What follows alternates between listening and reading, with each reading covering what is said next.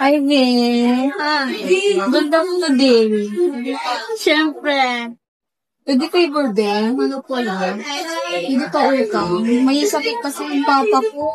Alam ba kailangan mo? 100 sana, babe. Pambili lang ng gamot. Wala ko na. Bigay ko na sa yung 50. 150. Ha, bayaran din kita sa katapusan. Sige.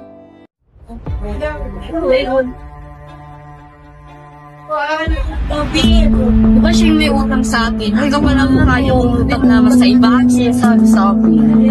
Sinilog na natin, best. Eh, dito ba saan? Muna ako.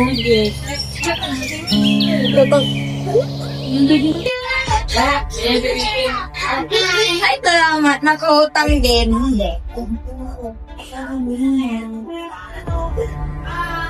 Uy, din. Nakutang na ako kay Raisa. Tara mo ba? Yung bigat, hanay.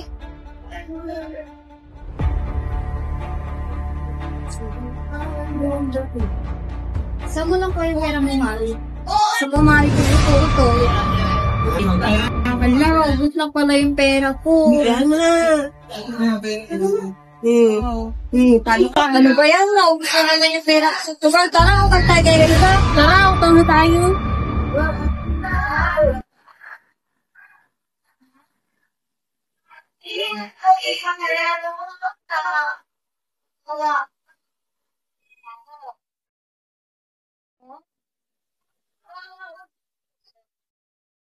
Hi, be.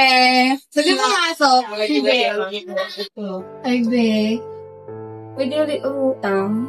May babayaran ng kuryente. Magkano? 1,000 sana, be. Babayaran ulit kita sa katapusan. Sa katapusan niya?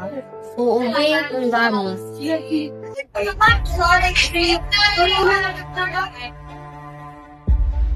Ngayon mo.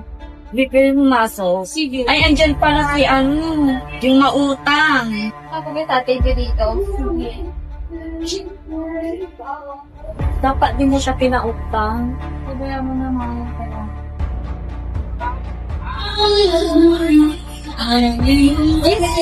Yes, nangutang ito sa kanya.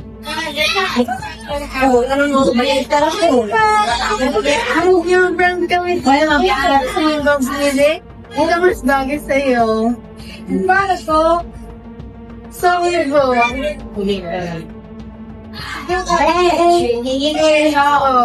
Rizalin ba yun? Akala ko mapambayad niya ng kuryente yung binutang niya kay Reza.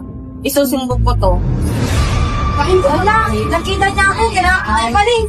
Ha! Tumalis ka!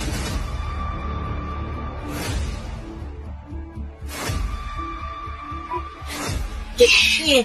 Alam mo ba, ito si Rizalin sa'yo. Oo. Sabi niya, pambayad niya ng kuryente. Oo. Pinangbili niya ng bag niya. Singilin mo na! Dali! Ay, no! Wala na sabi. Hindi lang yan. Kaya,